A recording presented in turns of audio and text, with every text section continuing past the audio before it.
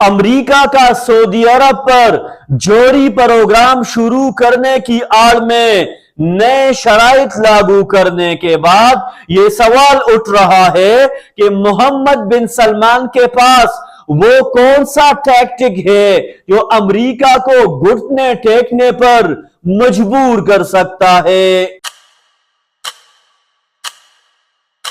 امریکہ اور سعودی عرب کے درمیان سول جوہری تعاون کے معاہدے پر دستخط کے بعد ایک نئی بحث شروع ہو گئی ہے۔ بین الاقوامی میڈیا کی رپورٹس کے مطابق بعد میں یہ شرط سامنے آئی کہ اس معاہدے کو مکمل طور پر مؤثر بنانے کے لیے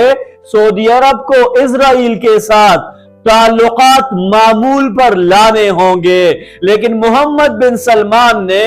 ایک بار پھر اپنا وہی واضح موقف دہرایا کہ جب تک فلسطینیوں کے لیے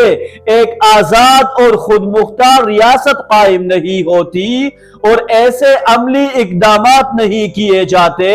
جن سے اس عمل کی واپسی ناممکن ہو جائے، اس وقت تک اسرائیل کو تسلیم نہیں کیا جائے گا۔ اب اصل سوال یہ ہے کہ کیا صدر ٹرمپ سعودی عرب پر ضرورت سے زیادہ کنڈیشنز عائد کرنے کی کوشش میں ہے یا پھر یہ صرف ایک نیگوشیشن ٹیکٹک ہے تاکہ ریاض پر مزید دباؤ ڈالا جا سکے۔ اگر واقعی واشنگٹن اپنی شرائط پر اصرار کرتا ہے تو پھر سعودی عرب کے پاس متبادل راستے بھی موجود ہے۔ اس کی سب سے بڑی مثال ترکیہ ہے۔ جب امریکہ نے F-35 پروگرام میں مسلسل سخت شرائط رکھی تو ایردوان نے روس کا رخ کیا اور امریکی مخالفت کے باوجود S-400 دفاعی نظام خرید لیا۔